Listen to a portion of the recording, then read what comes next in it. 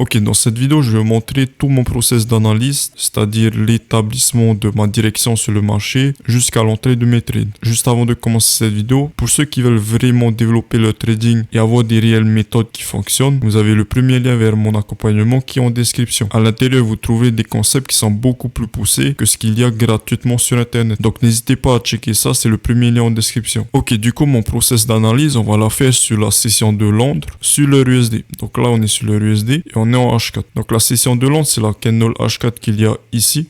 Okay. Donc notre objectif, c'est de définir la direction de cette session et de pouvoir se positionner à l'intérieur de cette session. Du coup, mes analyses, je les commence toujours sur de la HTF. Donc là, ce que je vais faire, c'est que je vais monter sur de la daily. L'objectif, c'est vraiment d'avoir tout le contexte derrière le marché et de récolter toutes les informations pour que j'en rate aucune. Si je rate uniquement une seule information, ça peut fausser toute mon analyse. C'est-à-dire que je pourrais avoir une direction baissière alors que l'on est haussier ici, par exemple. Donc directement sur le daily, vous pouvez voir que ici, on avait un turtle soup. Et si je me trompe pas, en weekly, on était revenu sur une FVG par ici. Okay. Donc le prix a fait sa réaction et repassé haussier à partir du moment où on a cassé le high qui est ici. Donc ici, on était repassé haussier. Ensuite ici, on est revenu faire un autre turtle soup. On a clôturé au-dessus de ce lot ici. Et sur la journée d'aujourd'hui, par exemple, il y avait une FVG juste ici. Donc ce que l'on pouvait s'attendre durant la session de Londres ou bien juste avant la session de Londres, c'est que l'on revienne dans la FVG qui est juste ici avant de repartir à la hausse. Donc déjà là, vous pouvez voir que sur le daily, ça nous dit énormément. Et ce que vous allez faire, c'est que vous n'allez pas rester uniquement sur le daily, vous n'allez pas vous baser uniquement sur le daily, mais vous allez dropper sur de la lower time frame pour clarifier votre direction sur le marché. Donc là, on va dropper sur du H4 maintenant. Et pareillement que le daily, l'objectif, c'est de définir la direction sur le marché. Donc la session de Londres, c'est la candle H4 qu'il y a ici. Et sur le daily, vous pouvez voir qu'ici, on était revenu dans la FVG. Et sur le H4, vous pouvez très bien voir que l'on est bien revenu dans la FVG daily, juste ici, avec la candle qui est juste ici. Donc c'était la candle de 17 heures, puis on a clôturé avec une candle haussière. Donc déjà ça, c'est des signes de reversal, des signes qui nous indiquent que l'on peut continuer à la hausse, c'est-à-dire pour revenir sur des highs. Juste avec l'analyse du daily et du H4, vous pouvez voir que l'on a déjà la direction que l'on va prendre durant la session. Et c'est vraiment un principe d'imbrication de time frame, c'est-à-dire que si sur le daily vous êtes haussier, que sur le H4 vous êtes haussier et que lorsque l'on va descendre encore sur de la lower time frame, on est haussier, durant votre session, vous avez beaucoup plus de chances d'être haussier. Juste avant de descendre sur de la lower time frame, on va juste marquer l'open de la session qui est juste ici, l'open H4 de la session de Londres. Ça vous permettra de framer le peu au trop, c'est-à-dire open, low, ensuite on fait l'extension, puis on clôture la candle. Très important d'avoir le développement de la candle. Donc maintenant que l'on a fait tout ça,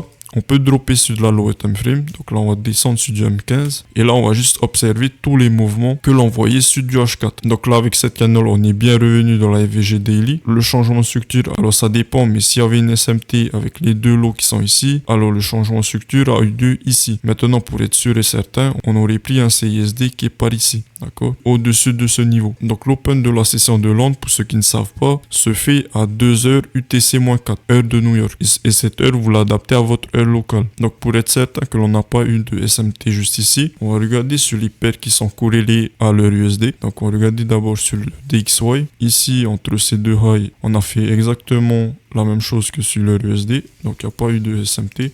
Et on va regarder sur le GBP USD s'il n'y a pas de SMT. Donc entre les deux paires corrélées que l'on a vues à leur USD, il n'y avait aucune SMT. Donc on va compter à partir du moment où on casse ce high qui est juste ici. Okay? On clôture au-dessus. Avec la candle qui est ici, vous pouvez voir que l'on vient clôturer au-dessus du niveau qui est ici. Donc on fait un CISD. Et on a bien un changement de structure. Maintenant, durant la session, il faut aussi que vous sachiez où est-ce que l'on va se diriger. Et ça, c'est assez simple. Je regarde tout le temps sur la gauche de mes graphiques des highs. Donc, on a un high juste ici, un high juste ici, et on a des equal highs qui sont par ici. Les equal highs, ça va me servir comme drone liquidity ou zone d'attraction sur le marché. C'est-à-dire que je m'attendrai à ce que le prix vienne chercher les highs qui sont par ici. Du coup, on revient sur la session. Donc, l'open de 2 heures de la session de Londres se fait ici. Et on attend que l'on vienne casser le high qui est ici. ici pour faire un CISD, clôturer avec cette candle. À partir de cette candle qui est ici, on peut chercher des positions. Donc là, pour entrer en position sur le marché, soit vous attendez un retracement, soit vous entrez directement à la clôture de cette candle qui fait le CISD. Donc là, on va pas prendre la deuxième option, on va plutôt garder la première option, c'est-à-dire attendre un retracement comme ici. Et ce qu'on va faire, c'est dropper sur de la lower time frame. Donc là, on va dropper sur du M1. Ici, vous avez l'open de la session. On vient clôturer avec la candle M15 au-dessus du niveau que l'on avait vu à gauche. Et vous allez attendre un retracement dans un PDA. Pour ceux qui ne savent pas c'est quoi les PDA, j'ai fait une vidéo dédiée sur ma chaîne. N'hésitez pas à aller la voir. Donc là, pour les PDA, on avait une FVG. On va utiliser cette FVG pour se positionner sur le marché. Donc ici, on pouvait entrer en position sur cette FVG, mettre le stop loss sur un swing low, comme ce que l'on a ici. Et pour le take profit, rappelez-vous, vous utilisez les previous highs qui sont sur la gauche. Donc là, on en a un juste ici, on en a un juste ici, et on a des relative equal high juste ici. Sur le take profit maximum, vous aurez fait 6.36 RR. Le take profit moyen, vous aurez fait 3.95 RR. Et le take profit le plus accessible, vous aurez fait 2 RR. Okay? Ce qui est déjà pas mal. Donc voilà, vous avez déjà ma méthodologie sur mes analyses. Bien évidemment, ça demande énormément d'expérience pour le faire en réel. Il faut aussi savoir que vous n'allez pas trader à n'importe quel moment parce que